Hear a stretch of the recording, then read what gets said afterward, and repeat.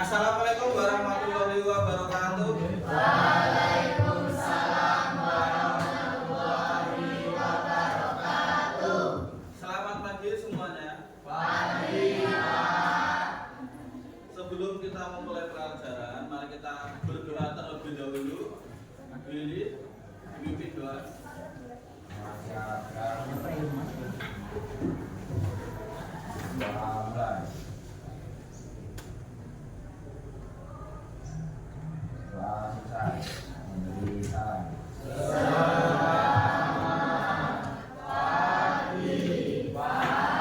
Selamat pagi semuanya.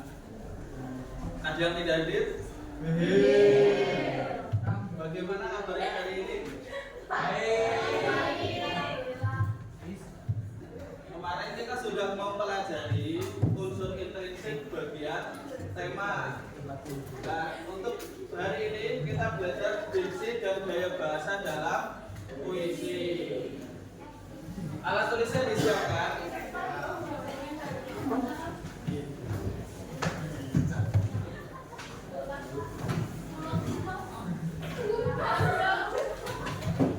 Yang pertama ada diksi. Pengertian diksi. Diksi adalah pemilihan kata yang digunakan oleh penulis untuk menyampaikan pesan, emosi, dan makna dalam karya sastra. Jadi kita memilih kata itu tujuannya untuk apa?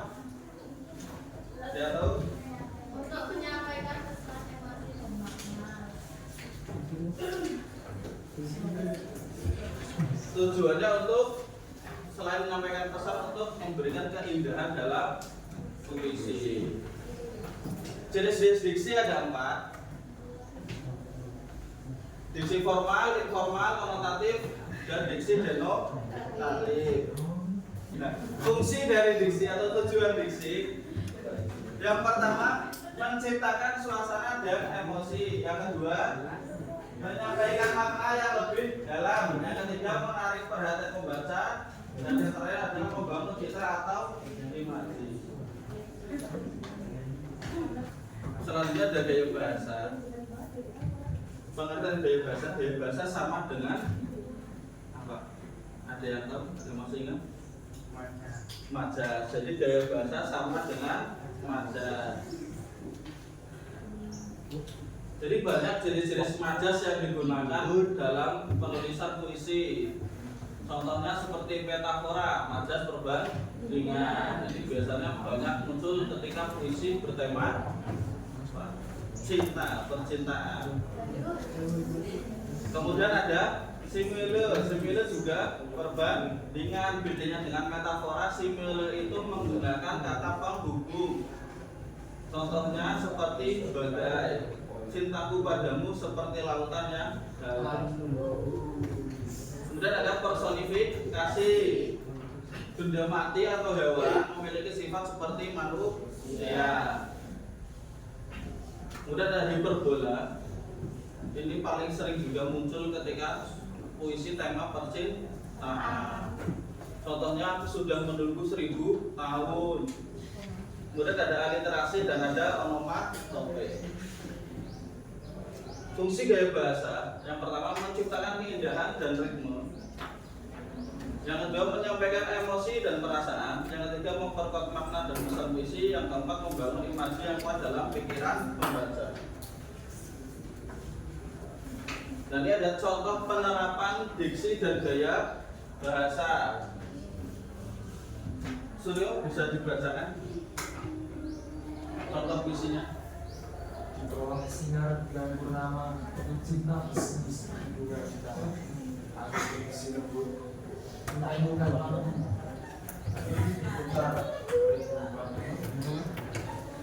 jadi ada diksi seperti sinar purnama, bersemi, dan merindu.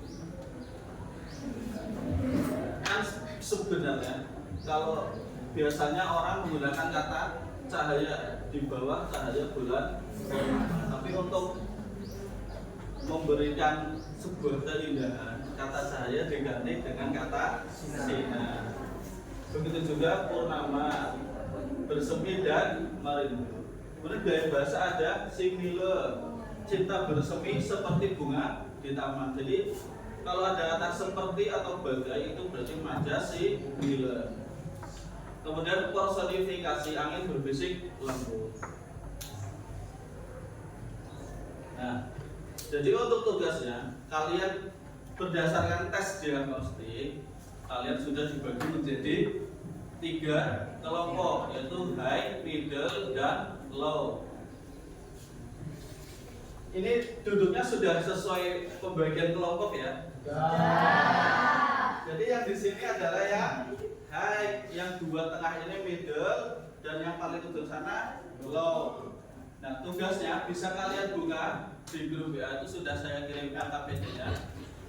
Tugasnya adalah analisis diksi dan gaya bahasa dalam puisi Hujan Bulan Juni karya Sapadi Djoko Darmono. Silakan dikerjakan berkelompok dengan teman sebangkunya saja.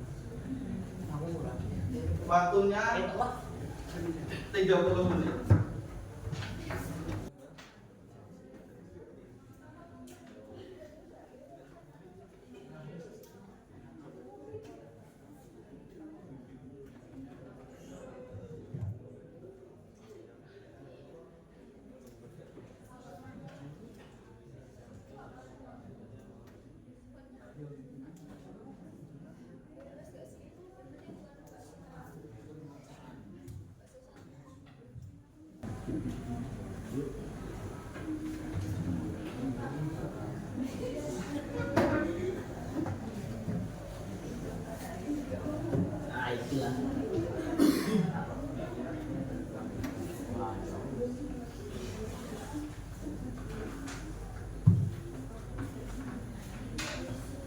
Baik, sudah selesai? Sudah. Nah, sekarang perwakilan. Untuk yang diksi pilihan kata, coba sampaikan di depan jawabannya. Mas Willy, ayo dari yang kelompok A di depan.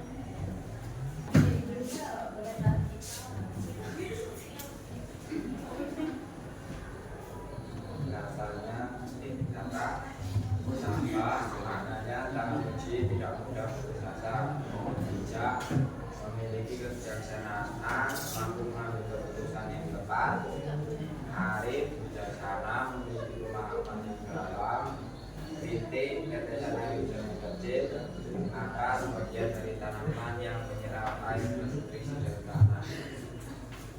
Bagaimana yang lain? Jawabannya sama? Itu jawabannya betul sekali. Tepuk tangan untuk ibu.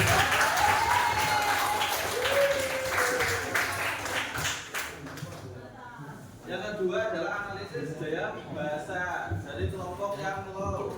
Ayo Mbak Sylvia.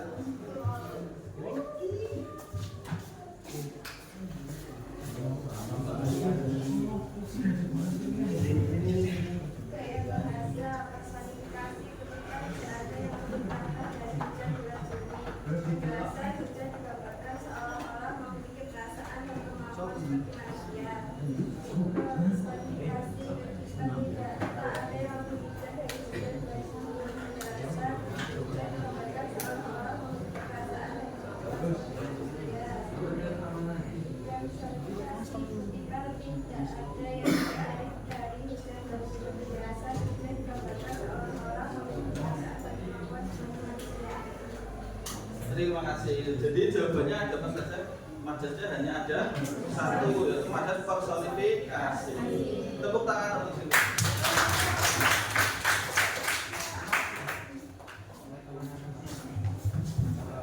Terima kasih atas perhatiannya. Jadi apa yang sudah kita pelajari hari ini? Jadi diksi ada apa saja tadi? Diksi formal, informal, konotatif dan denotatif. Kalau yang gaya bahasa, metafora, personifikasi, berulang, aliterasi,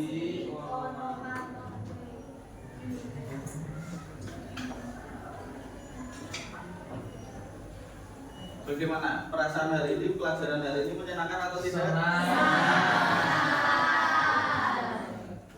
Untuk kerja keras kalian dan kerjasamanya kita apresiasi dengan tepuk tangan.